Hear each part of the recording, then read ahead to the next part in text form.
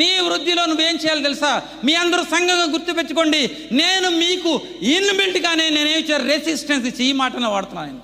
మీకు రెసిస్టెన్స్ ఇచ్చా, ఇబ్బంది వచ్చింది, సంఘం కాలిపోయింది, కానీ దేవుడు ఇచ్చినటువంటి దర్శనం ఏమాత్రం కూడా కాలిపోయింది. ఆయన పిలుపు అలాగే ఉంది, మీకు ఆయన నడిపింపు అలాగే ఉంది. చూసారా, అది ఎక్కడి నుంచి వచ్చింది తెలుసా? ఈ చెట్టుకు దేవుడిచ్చిన రెసిస్టెన్స్ నుంచి వచ్చింది.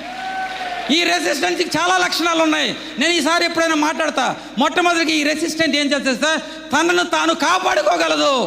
సంఘాన్ని కాపాడేది వ్యక్తులు కాదు, సంఘాన్ని కాపాడేది బయటి వాళ్ళు కాదు, సంఘాన్ని కాపాడేది దేవుడు ఇచ్చిన శక్తి.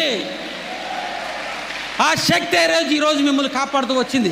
ఆ రోజు 70 సంవత్సరాలు పట్టింది, కానీ 7 నెలల తిరగకముందే మీ సంఘాన్ని తిరిగి పునర్నిర్మించుకోవడానికి ఆ శక్తి, ఆ రెసిస్టెన్స్ మీకు బలమైపోయింది. ఆ బలం ఈరోజు మిమ్మల్ని నడిపిస్తుంది.